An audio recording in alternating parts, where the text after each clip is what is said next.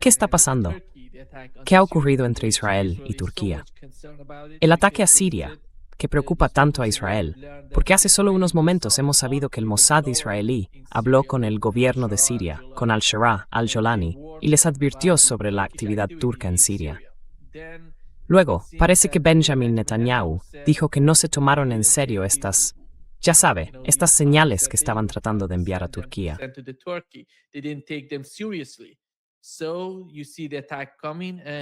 Así que se ve venir el ataque.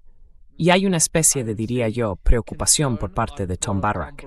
Por ejemplo, la administración Trump ve el riesgo de una escalada entre Israel y Turquía. ¿Y cómo se encaja todo esto? Porque tienen las elecciones en Israel. Están luchando. Netanyahu está luchando por su supervivencia en Israel. Por otro lado, de alguna manera, están intensificando los ataques en el sur del Líbano, el ataque contra Siria, contra Gaza. Y no hay forma de entender qué está pasando en Israel. ¿Cómo interpreta usted lo que está ocurriendo con estos nuevos ataques contra Siria?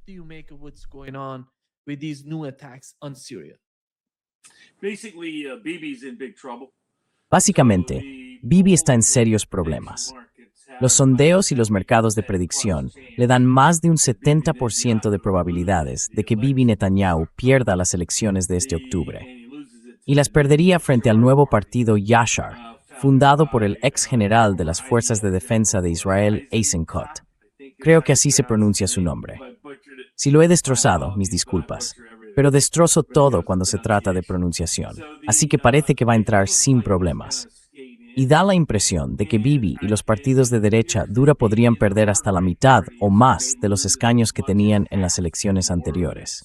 Y eso, por supuesto, no es solo un desastre político para Bibi. Es un desastre personal para Bibi, porque significa que sus juicios volverían a toda máquina.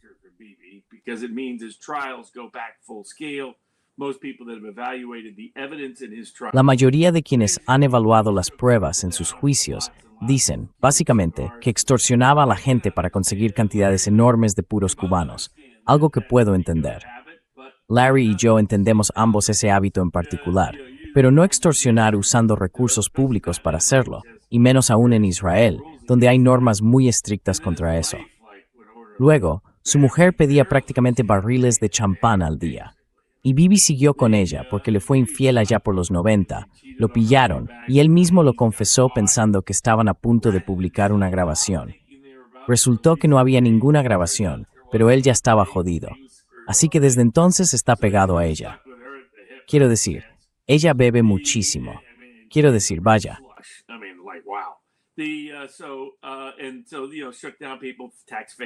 Y así ya sabe, extorsionaba a la gente. Favores fiscales, este favoritismo, aquel acuerdo, este otro acuerdo. Y el lobby israelí en Estados Unidos siempre ha estado profundamente vinculado a Bibi y en particular al partido Likud. No es el mismo lobby israelí para los partidos no relacionados con Bibi. La gente se ha centrado en Naftali Bennett. Es muy poco probable. Hay un 90% de posibilidades de que no sea el próximo primer ministro. Es este tipo, Eisenkot, que ha surgido casi de la nada. Y en algunos círculos hay cierta esperanza de que modere la posición de Israel, principalmente porque, ya sabe, antes del 7 de octubre de 2023, había planteado la idea de una solución de 2 estados para Israel. Ahora bien, no se le conoce precisamente por ser blando en lo militar.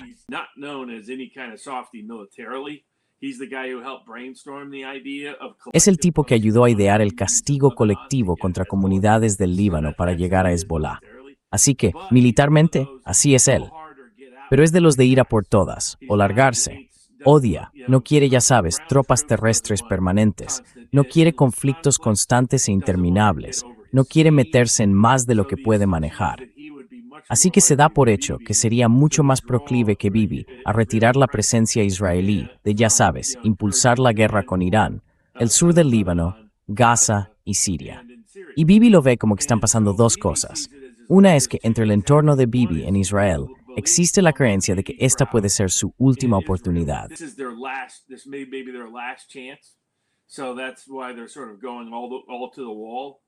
Por eso están yendo con todo en Gaza, con todo en el Líbano, con todo en Siria, con todo en Irán. con todo. Y tratando de, ya sabes, provocar conflictos con Qatar y con Turquía.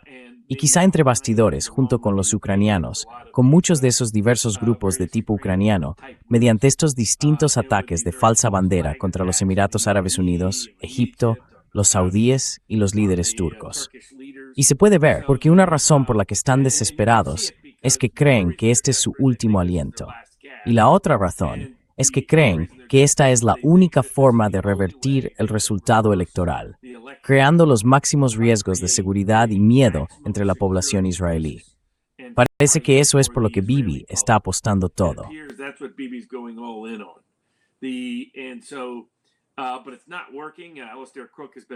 Pero no está funcionando. Alistair Crook ha estado siguiendo la prensa hebrea.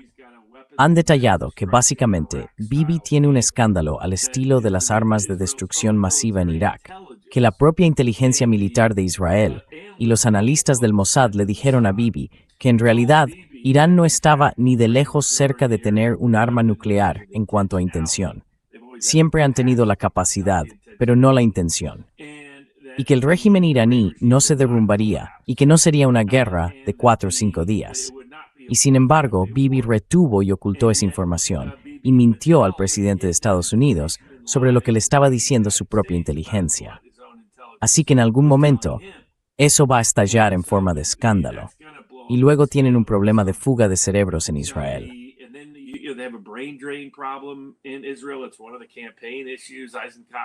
Es uno de los temas de campaña con los que se presenta Eisenhower, que han ido perdiendo a parte de su personal más cualificado durante los últimos 3 o 4 años. No quieren verse implicados en estos conflictos interminables. Así que creo que no vamos a ver a Bibi ceder en absoluto de aquí al día de las elecciones. Trump pensó durante un tiempo que podía conseguir que diera marcha atrás a cambio de un respaldo a Trump, pensando que eso le daría el empujón definitivo. Y ese fue el mensaje de Kushner cuando fue a visitarlo. Pero se podía ver por el comportamiento posterior de Kushner, cuando básicamente desestimó la posición de Hamas después de haberle prometido a Hamas lo contrario el día anterior. Hablaba de que, bueno, podrían entrar en 60 o 90 días.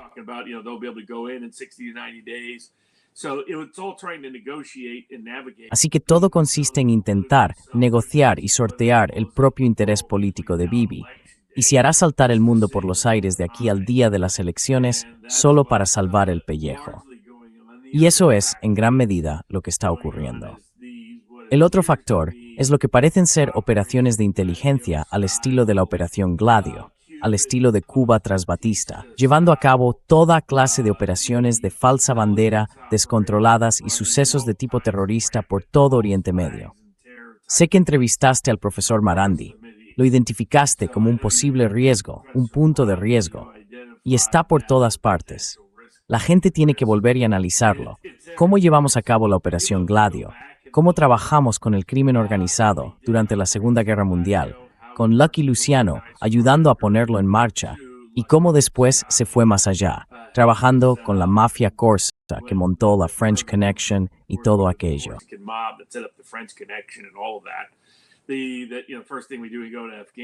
Lo primero que hacemos cuando vamos a Afganistán es asegurarnos de que pongan en marcha esos campos de amapolas y de que fluya el opio. Lo mismo pasó en Vietnam con Air America, de sobra conocido. Lo hicimos en la Segunda Guerra Mundial con Lucky Luciano, que era uno de los reyes del narcotráfico mucho antes que nadie. Lo mismo con los cárteles de la droga en Colombia y México, en los años 80 y 90. Esto se ha detallado cinematográficamente en una amplia variedad de producciones, pero también aparece en los registros legales reales o en los trabajos periodísticos de personas como Gary Webb. Así que nos aliamos con esta gente tan horrible porque son los mejores en trata de personas. Son los mejores en blanqueo de información.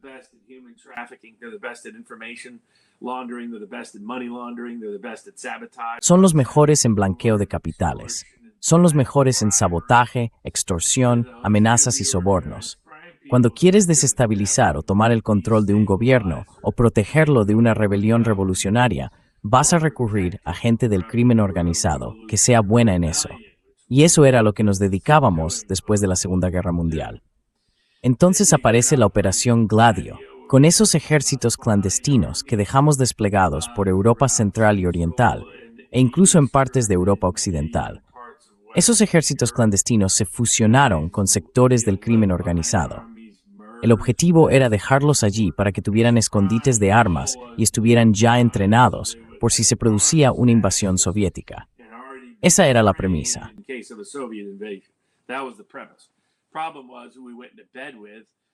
El problema era con quién nos acostábamos y qué les dejábamos en cuanto a herramientas y técnicas. Eso creó todo tipo de problemas que se manifestaron en terrorismo, robos y diversas actividades de crimen organizado, desde Italia hasta los Países Bajos, en los años 70, 80 y primeros 90.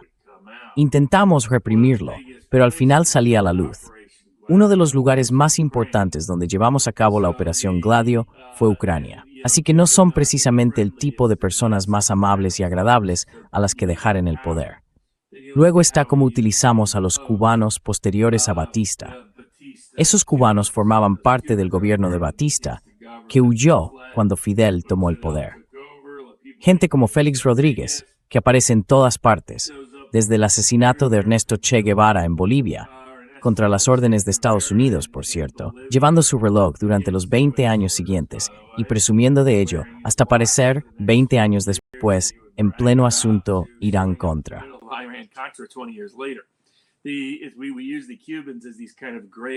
Utilizamos a los cubanos como una especie de blanqueadores grises, intermedios, blanqueadores de dinero, blanqueadores de información.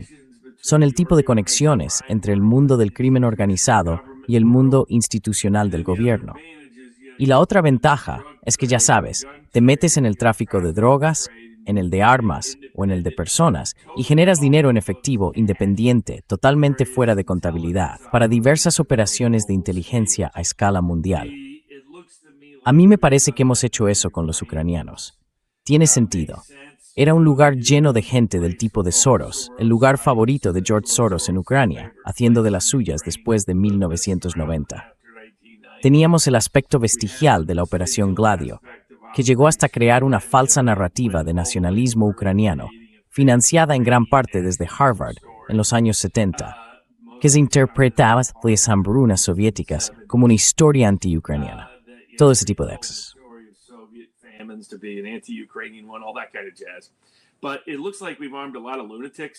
Pero parece que hemos armado a muchos lunáticos, a tipos neonazis, a mercenarios. Hemos traído a sicarios de los cárteles colombianos. Hemos traído a terroristas islámicos. En cierto modo, usamos así a muchos muyahidines en Afganistán y más tarde a otros grupos de todo el mundo islámico suní wahabí. Hay una razón por la que siguen apareciendo para cometer atentados terroristas, pero nunca atacan a Israel. Sí, es una pista de quién los financia y los respalda. Incluso los enviamos a Ucrania. Así que los estamos juntando a todos. Conoce a tu hermano terrorista islámico suní, a tu hermano del crimen organizado, a tu hermano del cártel colombiano, a tu neonazi ucraniano.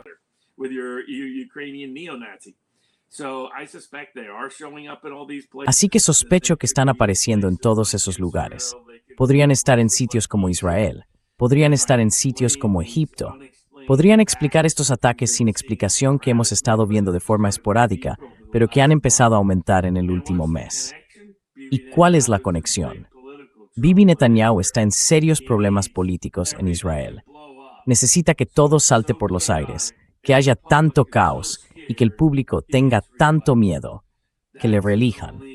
Ese es su último recurso para ganar. Y por desgracia, por eso creo que veremos una escalada de esto, en vez de una disminución, pese a las súplicas de Kushner para que llegue a un acuerdo y sea conciliador en un intercambio y consiga el respaldo de Trump. No parece que eso le haya convencido.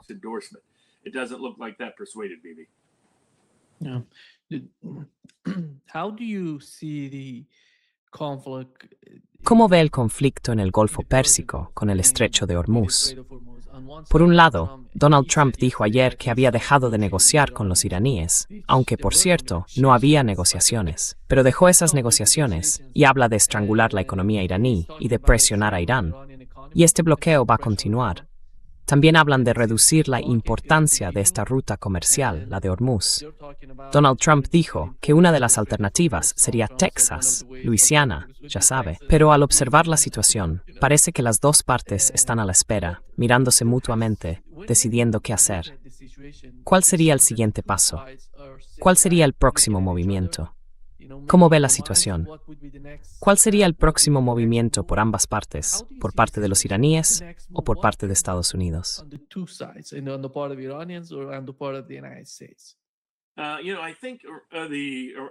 Creo que los iraníes están tentando a Trump para que vuelva a entrar en un conflicto de una manera en la que consideran que tienen la ventaja decisiva.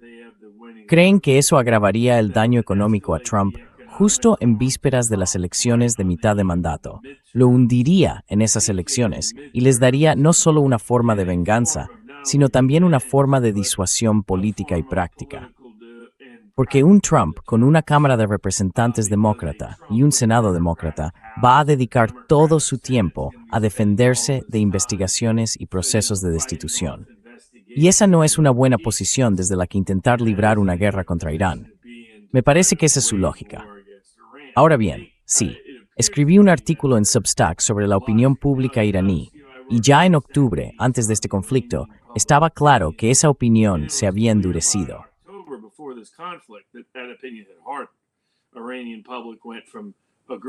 La opinión pública iraní pasó de estar de acuerdo con el líder supremo en no usar ni desarrollar armas nucleares a creer que el Islam sí respaldaba desarrollar armas nucleares.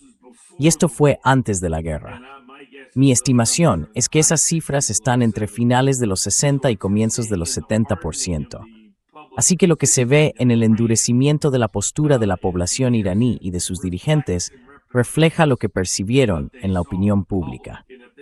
Y, si tenían alguna duda, el funeral y la reacción al funeral del ayatolá y de su nieta de 4 años, ese pequeño ataúd delante de todos los demás, dejaron meridianamente claro cuál es la postura de esa población. Quiero decir, el presidente iraní estaba intentando justificar por qué llevaron a cabo algún nivel de diplomacia.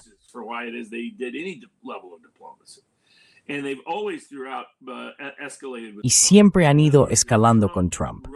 Es decir, si Trump se echaba atrás en un acuerdo, el muro se hacía 3 metros más alto, como le gustaba decir a Trump durante el debate sobre el muro con México en la campaña presidencial de 2016. En otras palabras, cada vez que se echaba atrás, iban a hacerle pagar un precio más alto. Entienden que no pueden recompensar a Trump por echarse atrás en acuerdos ni por amenazas extorsivas. Y por eso el memorando de entendimiento pasó de ser algo que podían discutir a, no, ahora tienes que cumplir, en la práctica, todos y cada uno de estos términos, antes de que vayamos a abrir el estrecho. Así que ya sabe, en el bloqueo, abriremos el estrecho un poco más. Liberen los fondos, nuestros fondos congelados, y abriremos el estrecho un poco más.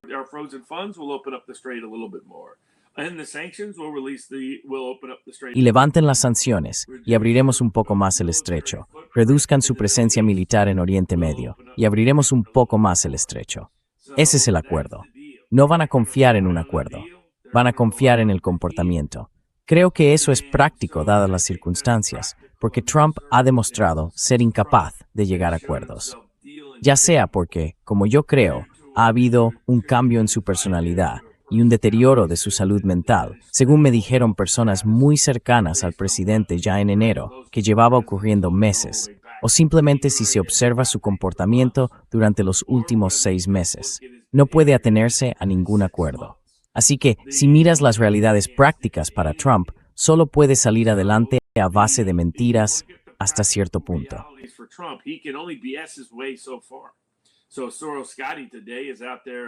Así que Scott Bessent está intentando hoy duplicar el volumen de compras de bonos a 30 años, porque acaban de alcanzar el tipo más alto desde la crisis financiera global. Lo mismo ocurre con los bonos a 20 y a 10 años, siguen rondando esos niveles. Luego está la operación de carry trade con el yen japonés. La semana pasada tuvo que rescatar al yen japonés por la cantidad de deuda del tesoro estadounidense que poseen los japoneses. No queríamos que empezaran a vender masivamente esos bonos del tesoro en el mercado, justo en este momento. pero al mismo tiempo necesita que la operación de carry trade con el yen japonés siga adelante, porque se puede pedir prestado en yenes con tipos de interés mucho más bajos que en Estados Unidos. Y ese dinero canalizó y alimentó una gran parte del auge de la renta variable occidental. Pues bien, los tipos de interés japoneses siguen subiendo y subiendo y subiendo. No son solo los tipos de interés de Estados Unidos.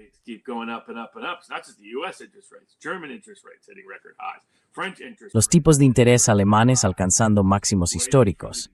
Los tipos de interés franceses, también en máximos históricos. Estamos esperando a que los gilts del Reino Unido vuelvan a entrar en otra crisis de deuda pública. Así que esto es una señal de que al mercado de bonos no le gusta lo que está pasando en el escenario mundial. Luego tienes, ya sabes, a Trump vaciando constantemente las reservas estratégicas, fingiendo que no tenemos un problema, pero puedes soltar tonterías en Fox News. Todo el mundo va a la gasolinera y ve cuál es el precio. Todo el que tiene que lidiar con el diésel ve cuál es el precio. Todo el que tiene que lidiar con el combustible para aviones ve cuál es el precio. Y esos precios suben y suben y suben y suben.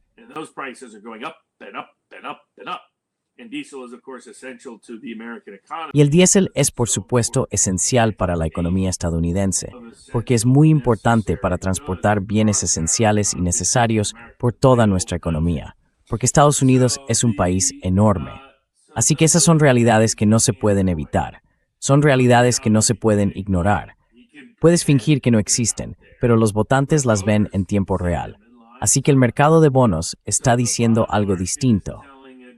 Tradicionalmente, Deutsche Bank y otros han establecido el índice TACO, cuando el bono a 10 años superaba el 4,5%, cuando la gasolina superaba los $4 y cuando su índice de aprobación caía a la franja del 30%, Trump se echaba atrás.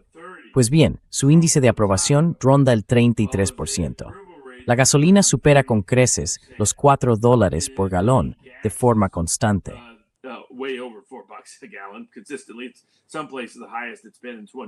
Está en uno de los niveles más altos de los últimos 20, 40 o 50 años, según donde se mire. Y el tipo de interés a 10 años está en el 4,7% y subiendo. Así que todo eso indica que Trump tiene que echarse atrás. Luego están las limitaciones cinéticas sobre las que Kaine insistió tanto en advertir a Trump. Se lo filtró a alguien a quien Trump acabó despidiendo justo antes de que empezara todo esto. Hegseth lleva tiempo gritándole por eso. Pero cuando se produjo el ataque en Jordania y Trump lo vio en tiempo real, se dio cuenta de que no tiene ni las armas ofensivas ni las defensivas que necesita para volver a un conflicto cinético a gran escala con Irán. E Irán también lo sabe. Por eso, Irán se da cuenta de que Trump está muy vulnerable en este momento. Se acercan las elecciones.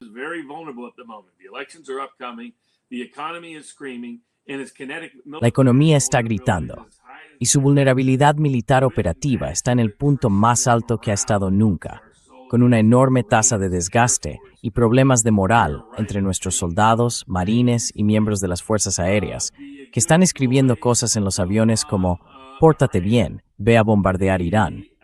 No hemos visto públicamente este nivel de protesta en un conflicto de Estados Unidos desde Vietnam. Hay que remontarse a Vietnam para encontrar un momento en que se filtrara hasta qué punto muchos soldados estadounidenses estaban profundamente descontentos con ese conflicto y no estaban siendo bien tratados ni bien atendidos. Y no se trata solo del USS Lincoln, es prácticamente de todos los barcos de la región. Afecta a grandes partes de... He oído a toda una serie de personas del ámbito militar. No voy a entrar en por qué algunos de ellos se pusieron en contacto por razones legales. Pero básicamente, lo que escribieron hace meses es lo que está ocurriendo ahora.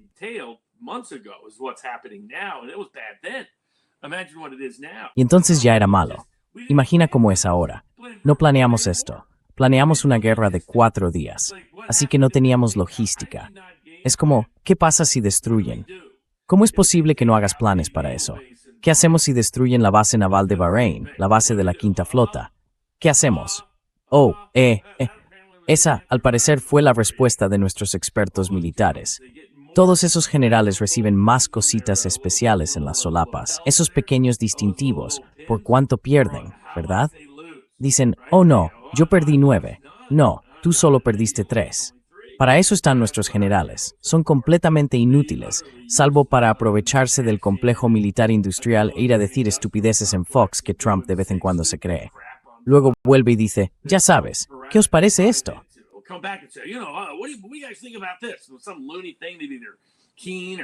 Alguna locura que dijo Keane o Kellogg o alguno de esos otros chiflados. Y Keane volverá a decirle que no.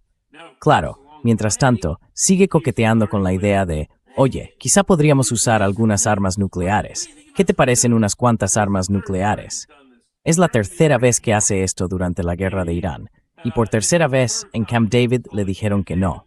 Pero por eso se filtró a Marjorie Taylor Greene, porque Trump volvía a subirse a ese carro, y salieron a negarlo a medias. Pero a mí me preocupó. No lo desmintieron por completo. Yo quería que hiciera lo que se vio obligado a hacer las 2 veces anteriores que ocurrió esto. Dejar constancia y decir, yo nunca haría eso. En cambio, actuó como si Marjorie Taylor Greene no supiera de qué está hablando.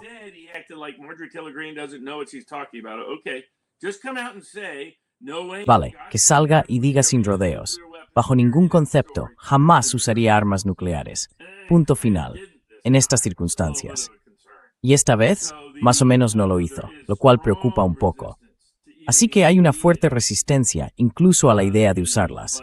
Pero no por parte del propio Trump, por desgracia, porque tiene el cerebro un poco frito. Es como aquellos anuncios estadounidenses de los años 80, con los huevos friéndose en la sartén. Decían, así es tu cerebro con drogas. Pues básicamente es lo mismo que tu cerebro con Laura Loomer. Acabas como está Trump.